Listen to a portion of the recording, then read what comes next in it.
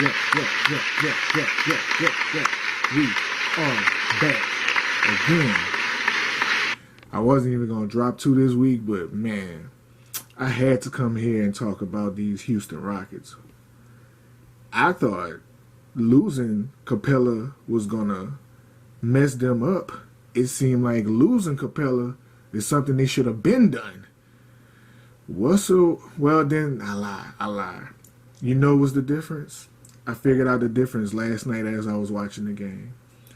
Russell Westbrook stopped shooting three-pointers. Whoever got to him, I don't know if it was Mike D'Antoni, if it was James Harden, but since he just stopped throwing up three-pointers and trying to shoot like the Houston Rockets and just play Russell Westbrook game, he playing his game and just attacking the basket viciously nonstop. They gonna be scary if they keep playing like this until they run into like a Giannis Antetokounmpo and those tall teams and the Lakers and they tall. They're gonna have problems trying to score on the inside unless maybe, just maybe, they can get Giannis in foul trouble. They can get Anthony Davis in foul trouble. Like all the Giants that are in their way, if they can get them in foul trouble and continue to compete the way they're competing right now, the Rockets might be back in the conversation for me. And Zion Williams too. I finally got to sit down and watch sports. I haven't been sitting down watching sports. I've been so busy active with my other channel. Man, Zion Williams, I get it now. I see why they trying to give him the rookie. Everything he does is exciting because of his size. Being that tall and 6'9", 6'8", 285 to be able to jump that high and move that quick left to right. Everything he's going to do is going to be overly exciting. It's going to look even crazier because we never seen nothing like this. The closest thing I can say we seen to his kind of game is Charles Barkley, but Charles Barkley, well, he didn't have that build. He didn't have that archetype at all. Like, that... Ja Morant is my rookie of the year because of the work he been putting in all year. He never missed no games, not even close to as many games as Zion. So I'm definitely not going to take it from Ja Morant, but I'll say this. Ja Morant lucky.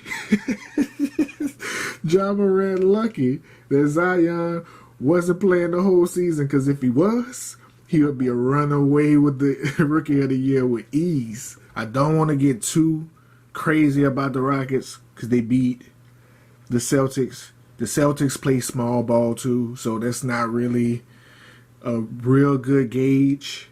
And they lost to the Jazz, which has Gobert. So, big man in the middle, they're going to lose. You play small ball with them, they're going to kick your ass because they got Harden and Westbrook. Like, they can't lose with them two playing. You can't play small ball with them at all. Like, if they play like the Warriors, the Celtics, who else plays like a real small ball type of game? I think that's about it. Like, I can't really think right now, but for sure, that's why I was looking. I thought about it. Let me not get too overly hyped about the Celtics because they did play against a team who plays small ball too. Quick question. And I know he missed a lot of games, but I thought about this as I was saying Ja Morant should win because of how many games he played and he's been consistent the whole year. But say Zion come back and average 30-9. If Zion Williams comes back and averages 30-9, what do you do as a committee?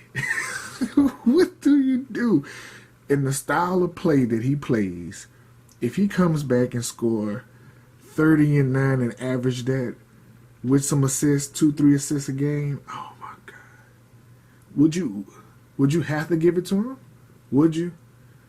I think you would almost have to. That's kind of scary because he's capable of it.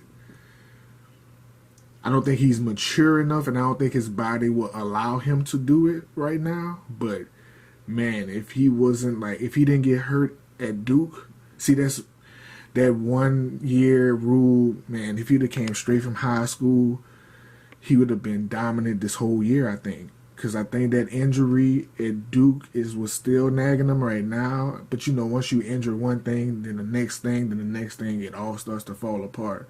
But man, he would have been perfect, the perfect candidate going into the next generation to start the straight out of high school rule. Because obviously, he can play in the NBA with ease, and he could have came straight out of. He didn't need that 1 year at all.